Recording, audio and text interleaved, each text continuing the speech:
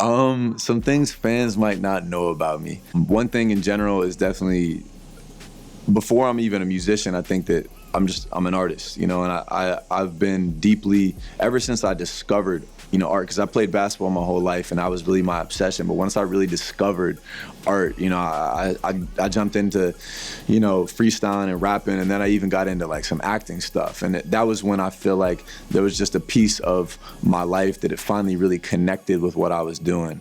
And so, you know, I really love spending time with painters and photographers and, you know, dancers and just different types of artists in general, because I feel like the creation process is so amazing, and watching people in their zone once they hit that pocket is just something, to me, it's like the most beautiful thing in the world, you know. It's like watching Kobe when he scored 81 points, you know. You're watching an artist at work when they're in their most comfortable element. I think it's the most beautiful thing in the world, you know.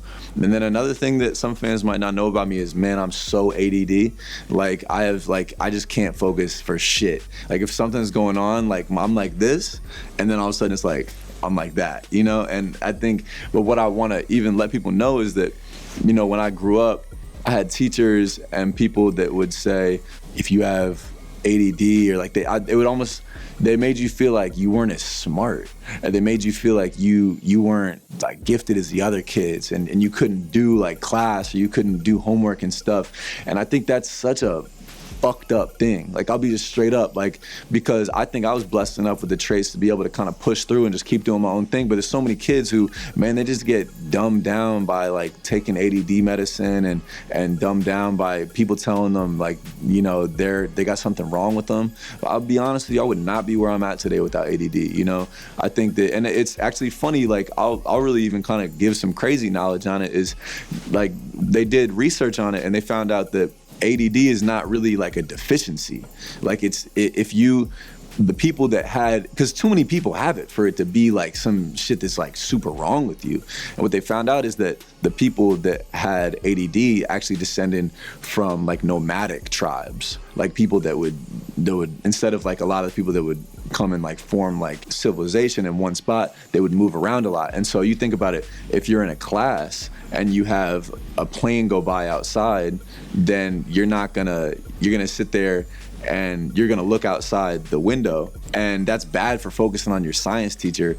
But if you're walking through a forest and you hear like a lion or something or a wolf coming at you, and it's like steps on a stick, and immediately your attention goes to something else, that's gonna help you, you know? So we've just put ourselves in a position now where, because we're sitting in classes for 8 hours a day, it's not really beneficial. But in terms of art, all these new ideas that I have, every moving second, most artists I've met have ADD. So it's like, there's something to be said about that. So I wanna, like, honestly, to God, like, tell the kids out there, yo, if you can't focus in class, you're not dumb, you're just creative.